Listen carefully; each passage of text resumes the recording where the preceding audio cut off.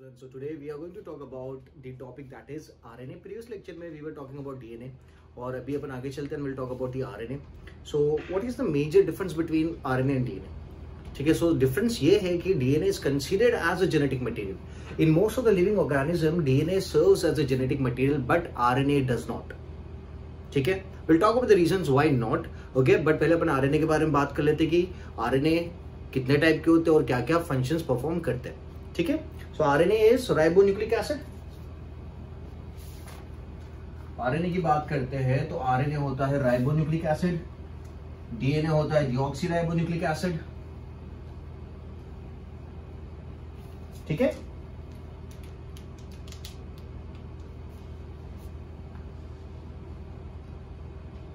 Ribonucleic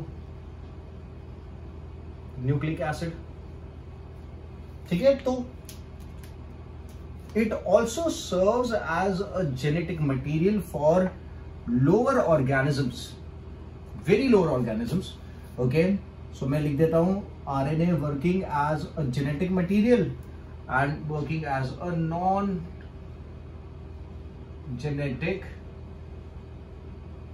material. RNA working as a genetic material and RNA working as a non-genetic material.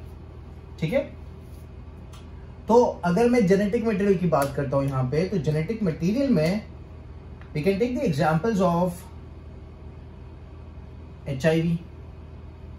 Okay, HIV में RNA होता है.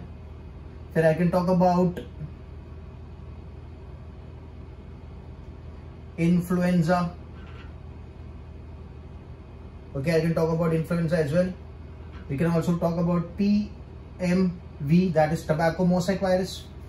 ठीक है, and we can also talk about the reo virus. So in general most of the RNA, most of the viruses would have RNA as a genetic material. ठीक है, and viruses are the most oldest. ठीक है, तो सबसे oldest जो organism है, सबसे primitive जो ऑर्गेनिज्म है, उनके अंदर आपको RNA as a genetic material देखने को मिलेगा. इसको थोड़ा और स्पेसिफाई कर देते हैं. ये तीनों के अंदर there is single stranded RNA और इसके पास there is double stranded RNA. ठीक है, HIV, influenza, tobacco mosaic virus, ये सब सिंगल स्ट्रैंडेड आरएनए है और reo virus is double stranded RNA. ठीक है, अब नॉन जेनेटिक मटेरियल की बात करते हैं. RNA working as a non genetic material, तो कौन से केसेस में? So we have the messenger RNA और the ribosomal RNA. This is one. ठीक है, then we have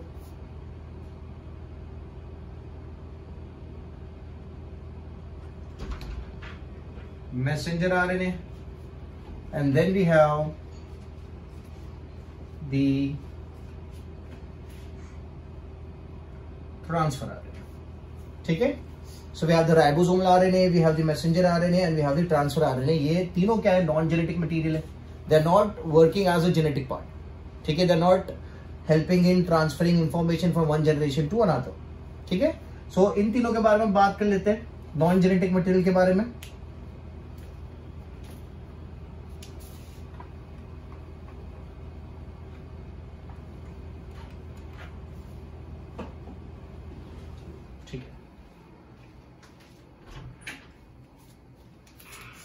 So we have the rRNA, then we have the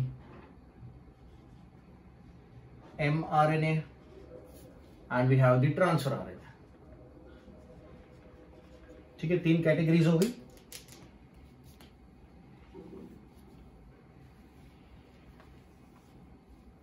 ठीक है, rRNA was discovered by Kuntz.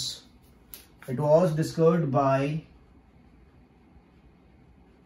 Kuntz. ठीक है, mRNA was discovered by Jacob and Monod. Was discovered by Jacob and Monod, and tRNA was discovered by Crick. It was discovered by Crick rRNA, that is the ribosomal RNA, or which forms the ribosome, is the most abundant RNA. 80% of the cell is occupied by rRNA. Most abundant. Okay, 80% of the cell is occupied by the RNA, और the 80% of RNA जो cell के अंदर present है, that is rRNA. ठीक है.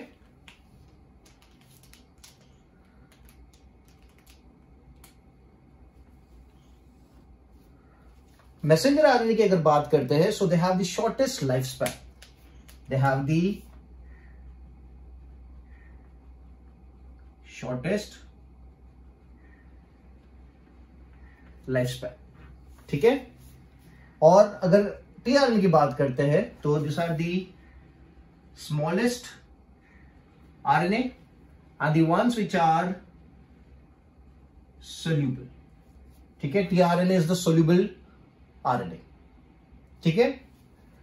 दूसरे एक important function की अगर बात करते हैं, so rRNA actually helps in the process of protein formation, या फिर प्रोटीन फॉर्मेशन में जो पेप्टाइड बॉन्ड्स बनते हैं between the two amino acids, they are formed by the rRNA. So we can also term them as the structural ribosomes. They are termed as structural ribosomes and catalytic.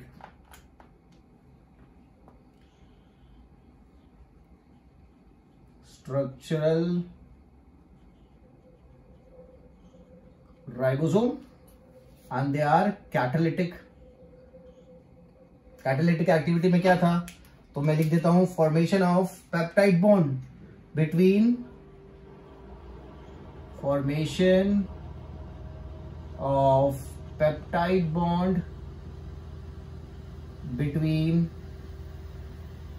To amino acids. है ना. दो amino acid के बीच में जो peptide bond का formation किया जाएगा, that is going to be with the help of ribosomal rRNA. ठीक है. मैसेंजर आरएनए की अगर बात करते हैं, तो मैसेंजर आरएनए का सबसे इंपॉर्टेंट काम क्या है कि डीएनए के पास से जो जेनेटिक इंफॉर्मेशन उसको कॉपी करने का काम करता है मैसेंजर आरएनए, और तभी जाके बनता है प्रोटीन. ठीक है. Will talk about it detail में. तो मैं लिखता हूं डीएनए से बनेगा मैसेंजर आरएनए, और फिर मैसेंजर आरएनए जाएगा राइबोसोम के पास, और फिर जाके क्या बनेगा, प्रोटीन बनेगा. क्या बनेगा, प्रोटीन बनेगा. मैसेंजर आरएनए को टेम्पलेट आरएनए भी कहा जाता है. I'll put it here. It's also known as template या फिर information RNA. Also known as template या फिर information RNA, because they carry the information from the DNA and then the protein is formed. TRNA की बात करते हैं, तो tRNA का काम क्या है, एमिनो एसिड को लेके आना to the site of protein synthesis, मतलब राइबोसोम के पास लेके आना.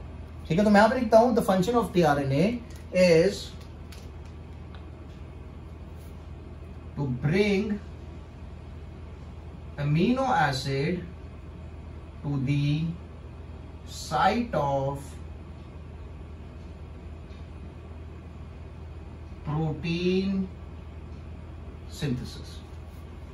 टीआरएनए का मेन काम क्या है कि अमीनो एसिड को लेके आओ. कहां पे लेके आओ, राइबोसोम के पास, जहां पे प्रोटीन सिंथेसिस का काम चले.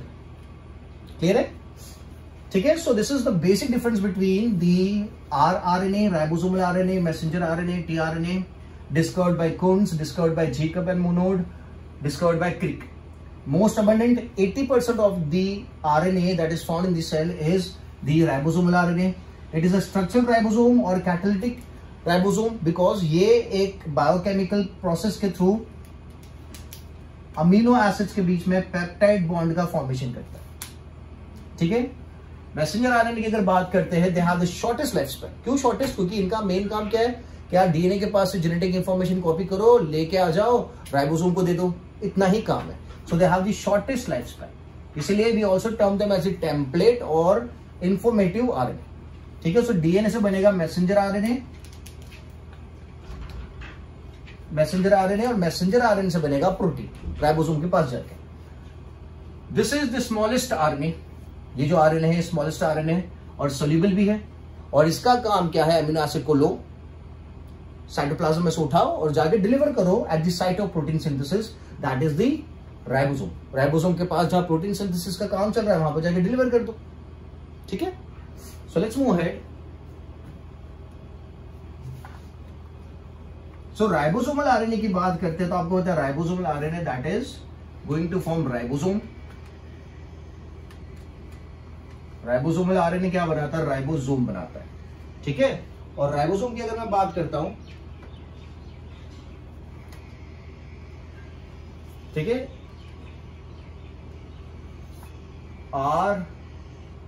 आरएनए जो है वो बनाने वाला है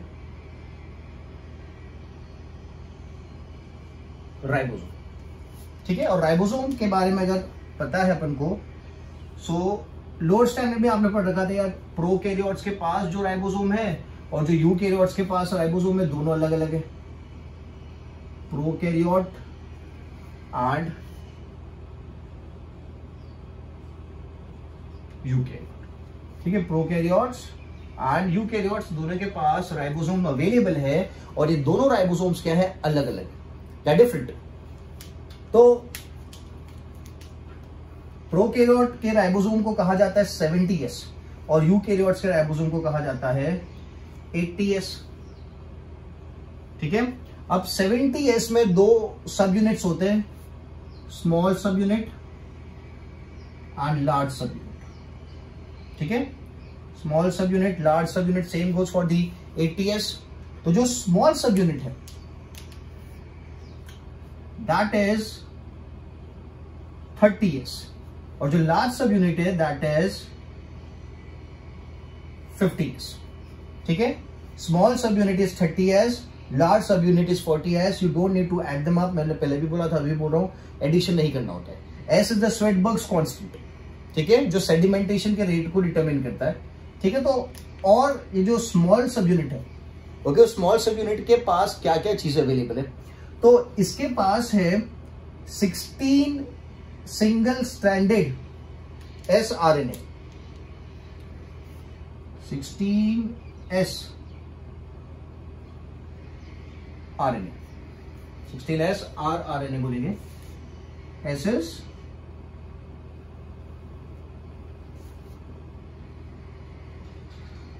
ठीक है, 16S rRNA है, और दूसरी जो चीज इसके पास है that is it consist of 21 types of proteins. It consist of 21 types of proteins. ठीक है, जो लार्जर सब यूनिट है जो 50S है, it consist of, I put it here, 23S rRNA. It consists of 23S rRNA and 5S rRNA.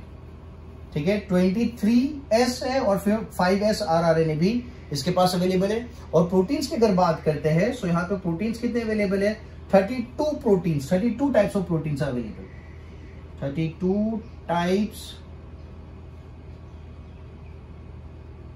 of proteins are available. ठीक है, सो यहां पे 23S rRNA है, 5S rRNA है और 32 टाइप्स ऑफ प्रोटीन्स है, और यहां पे 16S rRNA है, 21 टाइप्स ऑफ प्रोटीन्स अवेलेबल किसके पास, 70S वाले राइबोसोम के पास। ठीक है, 70S राइबोसोम के पास, 70S राइबोसोम के पास 21 types of proteins and 32 types of proteins in the large sub unit and the smallest सब यूनिट में 21 टाइप्स। अगर यूकैरियोट्स के पास जाते हैं तो यूकैरियोट्स में भी सेम फिनोमिना है, सेम सेटअप है, स्मॉल सब यूनिट है and then there is large sub unit. तो इसका जो स्मॉल सब यूनिट होता है आप सबको पता है that is 40S, that is 40S and the largest sub unit is 60S। 40 and 60 फिर से मैं बोलता हूं, you don't need to add it up. कौन सा वाला आरएनए इसके पास, सो यहां पे जो आरएनए अवेलेबल है that is 18S rRNA। It has, यहां लिख देते हैं 18S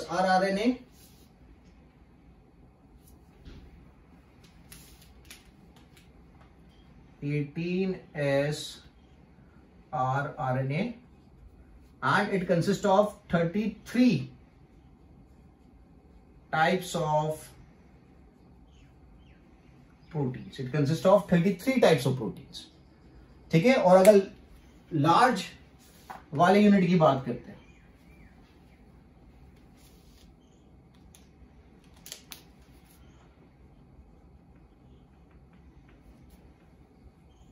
लार्ज वाले सब यूनिट की बात करते हैं, जिसको I consider it as 60S, इसको कंसिडर किया है 60S, तो उसके पास 28S राइबोसोमल आरएनए है, इसके पास 5S राइबोसोमल आरएनए है, okay, and it also consist of 5.8S rRNA, ठीक है। और प्रोटीन्स की अगर बात करते हैं तो it consist of 50 types of proteins. How many types? 50 types of proteins available है लार्जेस्ट यूनिट में, ठीक है। सो फिर से मेंशन कर देते हैं, 23S rRNA, 5S rRNA and 5.S rRNA and 50 types of proteins. यहां पे कितना टाइप्स है? 33 टाइप्स है एंड 18S rRNA, ठीक है। तो मैंने बता दिया कि स्मॉलर सब यूनिट्स में क्या क्या चीजें हैं और जो लार्ज सब यूनिट है उसमें क्या क्या चीजें हैं, ठीक है। अगर कॉम्पिटिटिव के हिसाब से देखते हैं तो पूरी चीज काफी इंपॉर्टेंट है। एक और क्वेश्चन यहाँ पे जो इंपॉर्टेंट ये आ जाता है कि दोनों में कौन सा rRNA कॉमन है। तो अगर आप देखो तो यहाँ पे 5S rRNA है 70S वाले के पास, और यहां पे भी 5S rRNA है, ठीक है। तो 5S rRNA is common in both 70S and 80S, ठीक है। एक और इंपॉर्टेंट चीज यहां पे है, that is the 23S rRNA and the 20S rRNA। ये काफी important bio catalytic activity perform करते हैं, that is formation of peptide bond, ठीक है। तो मैं इसको रब करके मेंशन कर देता हूं, पॉज कर देना वीडियो, डिटेलिंग कॉपी कर लेना।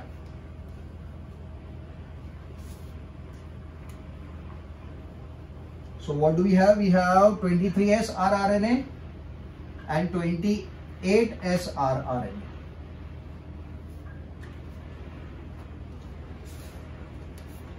(23S rRNA and 28S rRNA), ठीक है। किसको बिलोंग करता है? ये बिलोंग करता है 70S राइबोसोम को, ये बिलोंग करता है 80S राइबोसोम को। और ये दोनों क्या काम करते थे? Work, they perform a catalytic activity, दोनों perform a catalytic activity, they perform a catalytic activity, that is joining of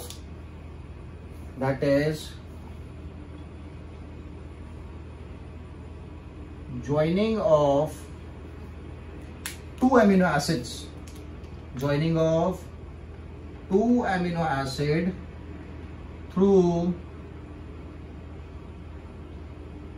peptide bond, joining of two amino acids through the peptide bond, ठीक है। सो आपको याद रखना है 23S rRNA and 28S rRNA 80S and 70S को जो belong करते हैं, प्रोकैरियोटिक वाले को और यूकैरियोटिक वाले, ठीक है। Simple and easy.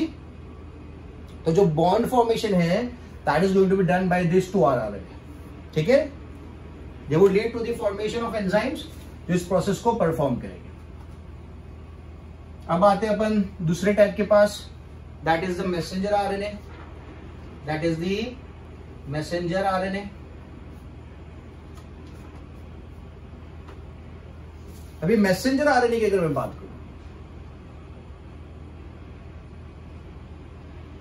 नाम से ही पता चल जाता है कि यार इसका काम क्या है। जैसे कि क्या होता है, डीएनए के पास कोड्स अवेलेबल है। कोड्स मतलब नाइट्रोजन बेसिस, जैसे कि ए है, टी है, जी है, सी है। आपको पता होना चाहिए कि टी के साथ हमेशा ए जाएगा और ए के साथ हमेशा टी जाएगा। ठीक है, तो क्या होता है प्रोटीन सिंथेसिस वाले part will talk about in the next lecture, जब वो टॉपिक आएगा। यहाँ पे मैं खाली आपको ऊपर से दिखा रहा हूँ। ये at the time of protein synthesis जो डीएनए होता है वो अनवाइंड हो जाता है। क्या हो जाता है? अनवाइंड। ठीक है, so this is going to unwind and when it unwinds it's going to look like this. जो बॉन्ड्स थे hydrogen bonds, weak hydrogen bonds, वो टूट जाते हैं। Okay, this is A G T C, this is T C G A. ठीक है, यहाँ पे क्या था? जी था, जी अलग हो गया, सी अलग हो गया, सी के सामने जी होता है तो यहाँ पे भी जी अलग हो गया, ए, यहाँ पे टी और यहाँ पे टी और यहाँ पे ए। ठीक है, इस तरीके से बॉन्ड्स टूट चुके हैं। अब यहाँ पे किस चीज का फॉर्मेशन होता है? यहाँ पे फॉर्मेशन होता है मैसेंजर आरएनए का। और मैसेंजर आरएनए क्या करता है? कोड्स को कॉपी करता है, कोड्स को कॉपी करता है। बट जो कोड्स कॉपी होते हैं those are not the exact, ये कोड्स कॉपी नहीं होते, इसके अपोजिट कोड्स कॉपी होते हैं। मतलब जी अगर है तो जी के सामने मैसेंजर आरएनए जो कोड कॉपी करेगा दैट इज सी। सी के सामने it is going to copy G. A के सामने टी होता है, पर आरएनए की अपन बात करें तो आरएनए में थायमिन नहीं होता है, थायमिन की जगह पे यूरासिल होता है, तो यहाँ पे आ जाएगा यूरासिल। ओके, और यहाँ पे टी की जगह पे आ जाएगा ए। तो अगर आप देखो तो इसने याले स्ट्रैंड से कॉपी किया, पर कॉपी जो कोड्स हुए they are of the other strand. ठीक है, समझ में आ रहा है? सो सी यहाँ पे था, सी यहाँ पे आएगा, जी यहाँ पे था, जी यहाँ पे आएगा, टी यहाँ पे, तो यहाँ पे यू आ गया और यहाँ पे ए आ गया। तो कॉपी भले यहां से हुआ है पर कोड्स कौन से कॉपी हुए? That is of the opposite strand. इसी की वजह से इसे टेम्पलेट आरएनए भी कहा जाता है, टेम्पलेट आरएनए भी कहा जाएगा, और इंफॉर्मेशन आरएनए भी कहा जाएगा। This is the reason. अब ये जो मैसेंजर आरएनए बना है ये कहां बना है? न्यूक्लियस के अंदर बना। This all happened inside the nucleus. Now the messenger RNA has to leave the nucleus. वो न्यूक्लियस को छोड़ के जाएगा, न्यूक्लियस के बाहर साइटोप्लाज्म में जाएगा, और साइटोप्लाज्म में जाएगा राइबोसोम के पास। और जब वो राइबोसोम के पास जाएगा तो राइबोसोम उसके ऊपर के कोड्स को रीड करेगा। ठीक है, तो मैं मैसेंजर आरएनए बता देता हूं एक बड़ा सा, जिसके ऊपर कोड्स कॉपी हो चुके हैं। We are not going to the detailing part अभी। Okay, this is the messenger RNA. अगर अपन कंसिडर करें so it would have the codes on it. मैं रैंडम कोड्स लेता हूं और कोड्स को यहाँ पे तीन तीन के कैटेगरी में अपन ग्रुप करते हैं। जैसे कि we have A C G G G G, A G U U, A G G, A G G C, A U, A U, this are the codes. ठीक है, दिस आर रैंडम कोड्स मैंने लिख दिए। तो ये codes तीन तीन के पैड्स में दिख रहे हो आप। ओके, तो जब राइबोसोम इन कोड्स को रीड करेगा ना तो वो तीन तीन को उसमें रीड करता है। So this codes are known as codons. They are termed as codons, triple codons. This is a codon, this is a codon, this is a codon, this is a codon. ठीक है, समझ में आ रहा है? So this is a codon, तीन तीन के उसमें होगा। And this codons are coding for amino acids. ये जो कोडोन्स है which are on the messenger RNA, they are going to code for a specific amino acid. मतलब ये तीन मिला के एक अमीनो एसिड कोड करेंगे, ये तीन हम एक अमीनो एसिड कोड करेंगे, ये तीन एक अमीनो एसिड कोड करेंगे, ये तीन एक अमीनो एसिड कोड करेंगे। इस तरीके से डिफरेंट अमीनो एसिड्स का कोडिंग होगा। ठीक है, थ्रू दी मैसेंजर आरएनए। ये जो प्रोसेस है, जब मैसेंजर आरएनए से क्या बन रहा है? मैसेंजर आरएनए से प्रोटीन बन रहा है। मैसेंजर आरएनए के कोड्स को रीड किया जा रहा है और फिर उससे क्या बनाया जा रहा है? प्रोटीन बनाया जा रहा है। तो ये प्रोसेस कहां पे हो रहा है? This process is taking place in the cytoplasm. ठीक है, इससे पहले वाला प्रोसेस क्या था? इसके पहले वाले प्रोसेस में डीएनए से मैसेंजर आरएनए का फॉर्मेशन हो रहा था। डीएनए से मैसेंजर आरएनए का फॉर्मेशन हो रहा था। ठीक है, तो ये वाला प्रोसेस कहां हो रहा है? So this process is taking place in the nucleoplasm. कहां पे हो रहा है? न्यूक्लियोप्लाज्म में हो रहा है। ये साइटोप्लाज्म में हो रहा है। ठीक है, ये जो प्रोसेस है जब डीएनए से मैसेंजर आरएनए का फॉर्मेशन होता है, उस प्रोसेस का स्पेसिफिक नाम है, that is transcription. The process is known as transcription. याद रखना, ट्रांसक्रिप्शन वाला जो प्रोसेस है that means copying of the genetic material और copying of the genetic codes from the DNA to the messenger RNA, and that is taking place in the nucleoplasm of the cell, and the process is known as transcription।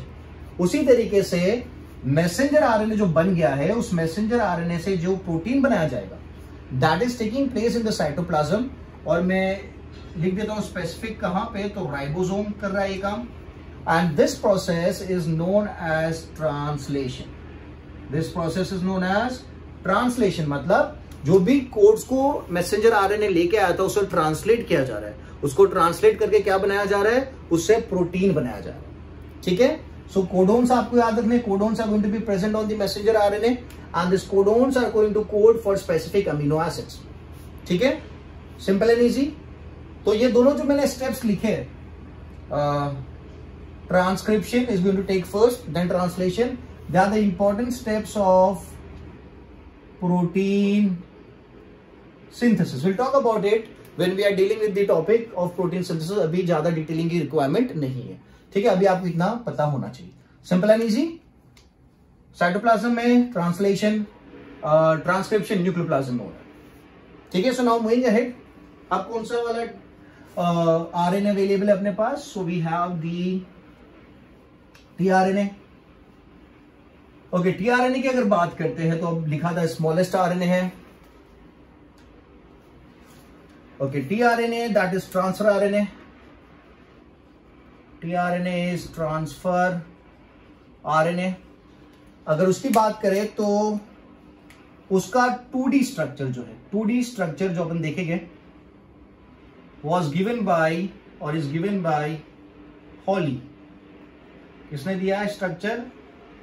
हॉली ने दिया है। ठीक है, the 2D structure is given by Holley and it is known as the clover leaf model. उसे क्या कहा जाता है स्ट्रक्चर को? क्लोवर लीफ मॉडल कहा जाता है। ठीक है, it is known as the clover leaf model. And जो हॉली ने स्ट्रक्चर स्टडी किया था that was studied in the yeast, और जो स्ट्रक्चर था that was alanyl tRNA in the yeast, alanyl tRNA, alanyl tRNA in yeast. ठीक है, अब ये एलिनाइल टीआरएनए तो नाम से ही पता चल जाता है कि ये वाला जो टीआरएनए कौन से अमीनो एसिड को लेके आएगा, तो ये अमीनो एसिड जो लेके आएगा that is alanine. Alanine amino acid is carried by alanine tRNA. Alanine tRNA is going to carry the alanine नाम का अमीनो एसिड। ठीक है,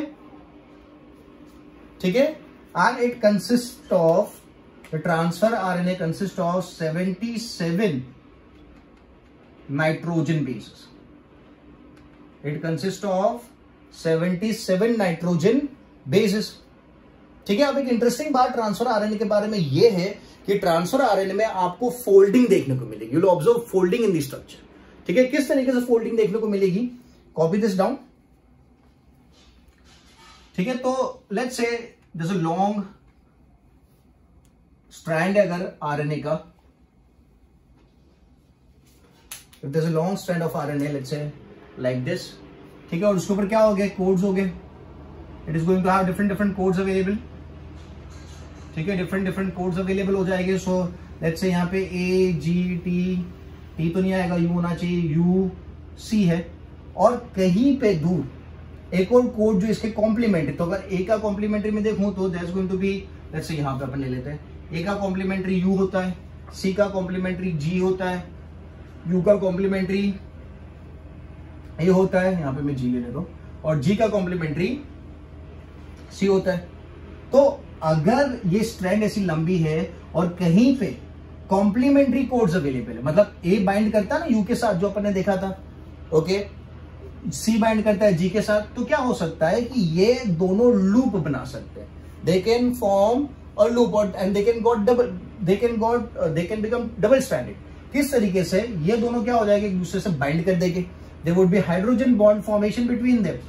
ठीक है, इस तरीके से ले लेता हूं मैं यहां पे। सो यहां पे मैं लेता हूं, let's say this was A C U G। ठीक है, तो इसके सामने कौन आ जाएगा, G के सामने कौन आएगा, अच्छा A के सामने कौन आएगा, A के सामने U होता है, अगर DNA होता तो A के सामने T होता कॉम्प्लीमेंट्री, पर ये अपन RNA की बात कर रहे हैं। तो यहाँ पे U आ जाएगा, C के सामने G आ जाएगा, U के सामने A आ जाएगा एंड G के सामने C आ जाएगा। तो यहाँ पे क्या हो गया, वीक हाइड्रोजन बॉन्ड्स का फॉर्मेशन हो जाएगा इन नाइट्रोजन बेसिस के साथ, क्योंकि ये कॉम्प्लीमेंट्री होते हैं।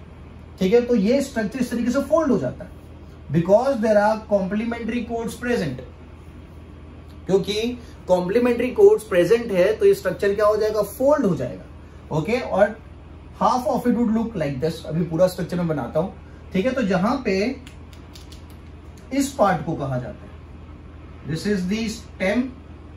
Okay, this is the stem and this portion जहां पे पेयरिंग नहीं हुई, अनपेयर्ड पोर्शन है, this is known as loop.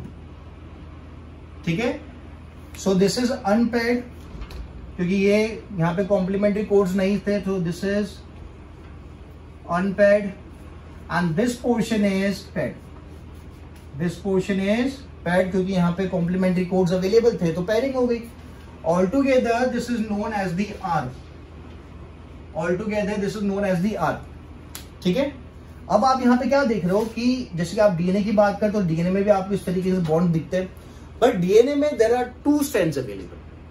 There are two strands available. यहां पे टू स्ट्रैंड्स अवेलेबल नहीं है, यहां पे आरएनए की सिंगल स्ट्रैंड ही क्या बना रही है, इस तरीके का डबल स्ट्रैंडेड लुकिंग स्ट्रक्चर बना रही है, ओनली सिंगल स्ट्रैंड। ठीक है, तो आप यहां पे लिख सकते हो, वी ऑब्जर्व टीआरएनए में there is we observe intra strand pairing. Intra strand pairing observe होती है किसके अंदर, टीआरएनए के अंदर। ठीक है ना, समझ में आ गया क्यों इंट्रा में लिख रहा हूं, क्योंकि एक ही स्ट्रैंड है जो इस तरीके से फोल्ड हो रही है। It is not a double stranded structure. दोनों तरफ आपको नाइट्रोजन बेसिस दिख रहे हैं जैसे डीएनए में दिखते थे, बट डीएनए में दो स्ट्रैंड्स होती थी, one and both the strands were anti parallel. दोनों, एक ऊपर जा रही है तो एक नीचे की तरफ जा रही थी, and they were anti parallel. यहां पे एक ही स्ट्रैंड है, इसे मैंने क्या लिखा है, इंट्रा स्ट्रैंड पैरिंग है यहां पे।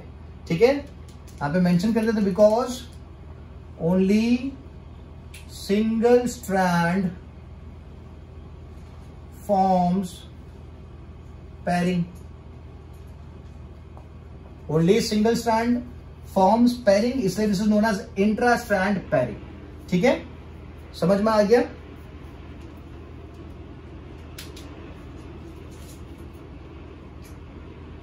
टीआरएनए के पास थोड़े बहुत डिफरेंट नाइट्रोजन बेसिस का फॉर्मेशन भी होता है। ओके, दैट इज डाईहाइड्रोयूरिडीन, एक नाइट्रोजन बेस बनता है। Okay, it consist of transfer RNA consist of unusual nitrogen bases. It consist of unusual nitrogen bases. ठीक है, तो अनयूजुअल में कौन सा देखेंगे, so one of it is known as DHU। DHU is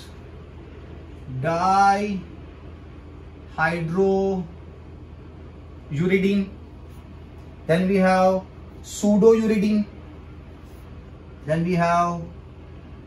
pseudouridine. See, normally आप जो nitrogen bases की बात करते हो, so we have adenine, thymine, cytosine, guanine. Okay, ये सब नाइट्रोजन बेसिस होते हैं, बट ये नाइट्रोजन बेसिस एक्चुअल में अवेलेबल नहीं, इनका फॉर्मेशन होता है इन दी टीआरएनए। तो इसलिए मैंने क्या लिखा है, they are the unusual nitrogen bases, you don't find them on the regular pattern. आपको रेगुलर पैटर्न्स में ये नाइट्रोजन बेसिस देखने को नहीं मिलते हैं, क्योंकि अपन ने तो दो ग्रुप में कैटेगराइज कर रखे, purines and pyrimidines, adenine, guanine, thymine, uracil and cytosine. तो ये तो मैंने बात ही नहीं करी। ये बात इसलिए नहीं करी because they are unusual nitrogen bases which are found in the tRNA. TRNA में ही देखने को मिलते हैं। सो वन इज डाईहाइड्रोयूरिडीन है, फिर we have pseudouridine and then we have inosine. Then we have inosine, ठीक है। तो ये आपको याद रखना है, which is found in the tRNA. Unusual nitrogen bases, NEET के हिसाब से, कॉम्पिटिटिव लेवल के हिसाब से this is very important. Dihydrouridine, pseudouridine and inosine are unusual nitrogen bases which are found in the tRNA or the transfer RNA, ठीक है। Now cloverleaf model देख लेते हैं अच्छे से पूरा, उसको देख लेंगे उसमें क्या है।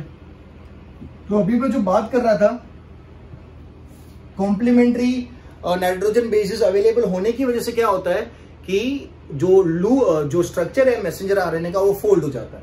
आई एम सॉरी, स्ट्रक्चर जो टीआरएनए का है वो फोल्ड हो जाता है, और फोल्ड होने के बाद इट लुक्स लाइक दिस।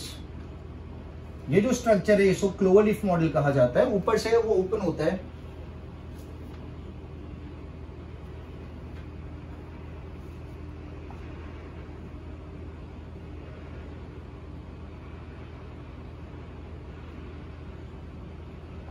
ये बना लूप, ये बना स्टेम, लूप एंड स्टेम, ठीक है। और आर्म बोलेगी इसको, 1 2 3 आर्म्स है, ओके। यहां पे जी होता है, बॉन्डिंग है यहां पे, और यहां पे आता है ACC and this is 3' terminal, this is 3' terminal में लिख देता हूं यहां पे, दिस इज 3', दिस इज 5', ठीक है। ये पूरा एक ही टीआरएनए है, this is single tRNA,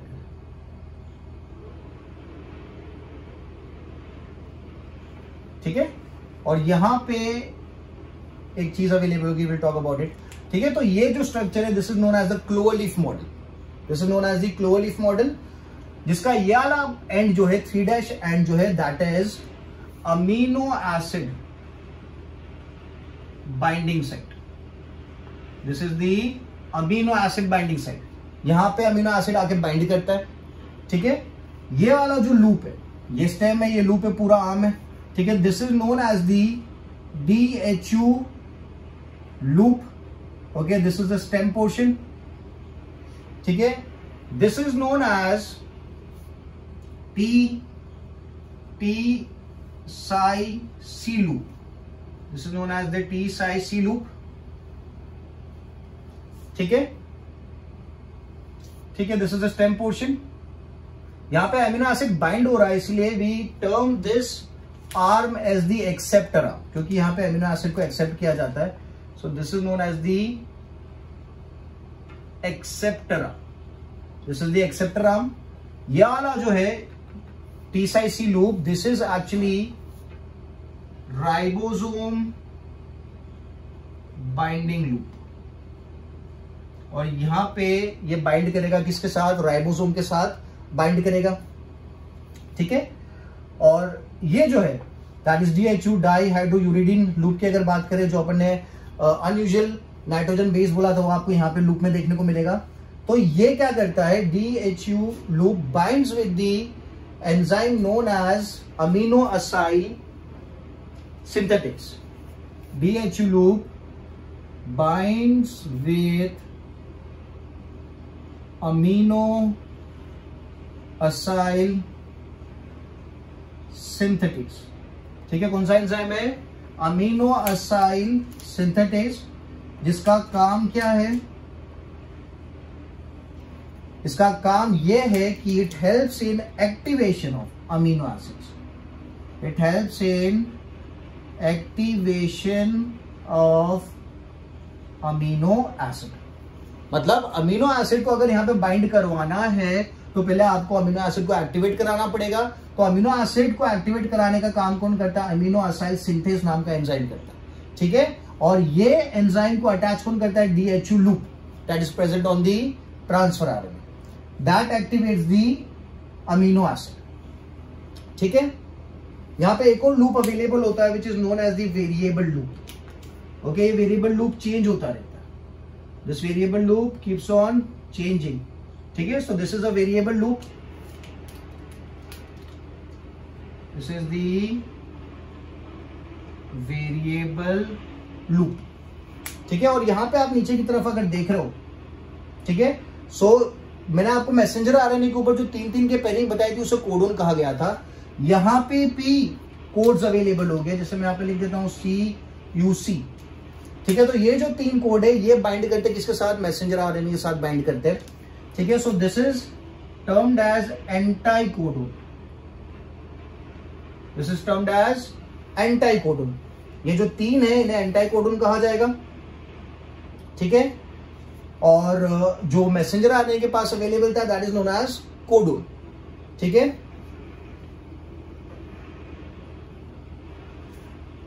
this is known as the anti codon arm भी कह सकते हैं, या फिर नोडॉक आर्म भी कहा जाता है इसे। This is also known as nodoc arm या फिर एंटी कोडोन आर्म, ठीक है।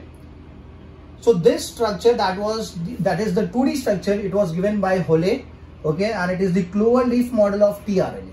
क्या चीज है ये? This is the clover leaf model of tRNA.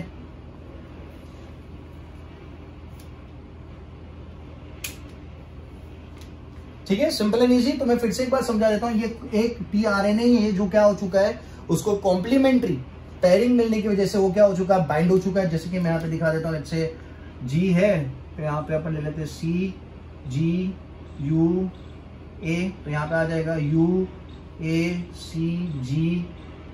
इस तरीके से क्या है, पूरा कॉम्प्लीमेंट्री मिल गया, तो वो क्या हो गया, बाइंड हो गया, ठीक है। यहाँ पे कॉम्प्लीमेंट्री नाइट्रोजन बेसिस नहीं मिल पाए, जिसकी वजह से किस चीज का फॉर्मेशन हुआ, लूप का फॉर्मेशन हो गया, ठीक है। तो यहाँ जो पोर्शन है इसके पास DHU लूप होता है, डाई हाइड्रोयूरेडिन, जो नाइट्रोजन बेस था, और उसका काम क्या होता है, it binds with the amino acid synthase नाम के एंजाइम के साथ। ये एंजाइम क्या करता है, एक्टिवेशन कर देता है अमीनो एसिड का, जिसकी वजह से अमीनो एसिड यहां पे बाइंड हो जाते हैं। Amino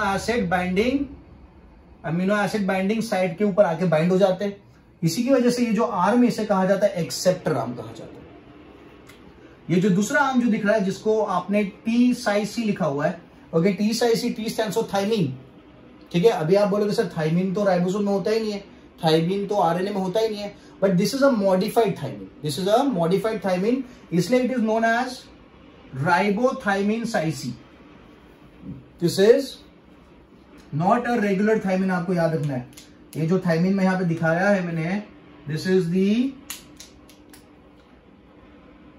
modified thymine, because a normal thymine is found in the DNA, और ये तो मैंने स्ट्रक्चर बताया आरएनए का, तो आरएनए के पास तो थाइमिन प्रेजेंट नहीं है, पर मैंने यहाँ पे T लिखा है, तो ये जो T रिप्रेजेंट कर रहा है किसको, मॉडिफाइड थाइमिन को, इसलिए मैं क्या लिख रहा हूं, राइबोथाइमिन, ठीक है। ये जो लूप है this is going to bind with the ribosome. जब प्रोसेस चल रहा है प्रोटीन सिंथेसिस का, तो राइबोसोम को पकड़ के रखने का काम करेगा यारा लूप, ठीक है। Then we have the variable loop, the variable loop keeps on changing. जैसे कन्वेयर बेल्ट होता है ना, वो मूव करेगा, तो उस तरीके से ये भी लूप क्या करता है, मूव करता रहता है, जिसकी वजह से ये जो कोडोन, एंटी कोडोन वाला पार्ट है, उसके कोड्स क्या होते जाएंगे, चेंज होते जाएंगे। The codes are going to change because as it keeps on moving, the codes जो यहाँ पे, तो कोड्स आगे मूव हो जाएंगे, तो दूसरे कोड्स यहाँ पे आ जाएंगे, ठीक है। Simple and easy. इसको मैं यहाँ पे लिख देता हूं,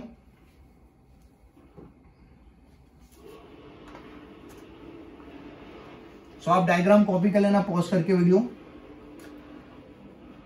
सो आई हैव मेंशन्ड कि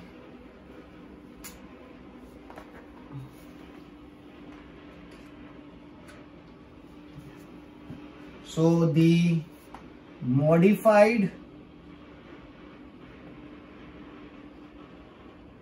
thymine, okay, which we termed it as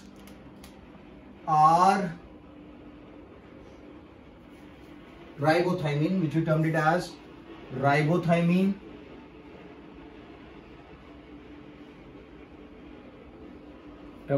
ribothymin, is found in tRNA, ठीक है। ये बात आपको याद रखनी है from the need point of view. Thymine available है, पर कौन सा, मॉडिफाइड थाइमिन अवेलेबल है, ठीक है। सो ये जो अपने स्ट्रक्चर की बात करी, that was the 2D structure given by Holley and known as the cloverleaf model. अभी यहाँ पे लेट्स से मैंने मैसेंजर आरएनए की मैं बात कर रहा था, ओके, तो मैसेंजर आरएनए में 5' टर्मिनल है, 3' टर्मिनल है, यहाँ पे कोड्स हो गए, 3 के कोडोन्स, इनको कोडोन्स नाम दिया था। तो जो tRNA है वो आके यहाँ पे बाइंड होता है इस तरीके से, ये प्रोटीन सिंथेसिस वाला पार्ट आ गया, और ये कॉम्प्लीमेंट्री होना चाहिए। ये जो कोड्स है they should be, this are codons, this are anti codons, they should be complementary to each other, तभी जाके वो बाइंड कर पाएगा। और यहाँ पे कौन सी चीज अटैच होगी, यहाँ पे there would be the attachment of the amino acid. ठीक है, तो इस तरीके से ये जितने भी मैसेंजर आरएनए हैं उनके पास एक एक टीआरएनए आएगा अमीनो एसिड लेके।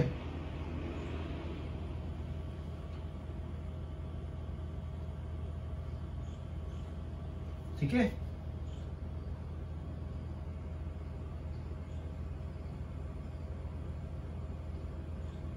ठीक है, सबके पास एक एक डिजायर्ड अमीनो एसिड होगा, है ना। ठीक है, और ये अमीनो एसिड को टीआरएनए लेके आएंगे। ठीक है, और फिर टीआरएनए उनको यहां पे ड्रॉप करके चले जाएगा और हर एक अमीनो एसिड के बीच में एक पेप्टाइड बॉन्ड का फॉर्मेशन हो जाएगा। तो at the end tRNA amino acid को लेके आएगा, फिर वो चला जाएगा, टीआरएनए अमीनो एसिड को लेके आएगा, फिर वो चला जाएगा। तो इस तरीके से we would end up with a long chain of amino acid, काफी लंबी चेन ऑफ अमीनो एसिड मिल जाएगी। Okay, and we term it as the protein, we term it as the protein. समझ में आ गया? ठीक है, okay, so there is one more structure that is known as the 3D structure of tRNA. You are not going to draw it 3D structure क्योंकि 2D structure मैंने बना दिया है, that was given by Hulle. So 3D structure of tRNA was given by Kim and Klug. Kim and Klug. ठीक है, and how does it look like? So it looks like inverted L. L को अगर उल्टा कर दे तो it looks like this. I'm not going detailing, नहीं बना रहा है, इस तरीके से स्ट्रक्चर आपको देखने को मिलेगा। ठीक है, so this was all about the RNA. In the next lecture we would compare the two structures DNA and RNA and we'll talk about the detailings about that structure. आपको ये समझ में आ गया? लास्ट जो पॉइंट मैंने बोला 2D वाला structure अपने डिस्कस किया, 3D वाला की जरूरत नहीं है डिस्कस करने की, बट आपको इतना रखना है 3D structure of tRNA was given by Kim and Klug and it is known as the inverted L structure. ठीक है, इस तरीके का स्ट्रक्चर आपको देखने को मिलेगा फॉर दी tRNA. ठीक है, so I hope you are making the notes. If you have any doubts, drop me a message. ठीक है, so I'll keep this much for the lecture. In the next lecture we'll move ahead and talk about the new topic. Thank you.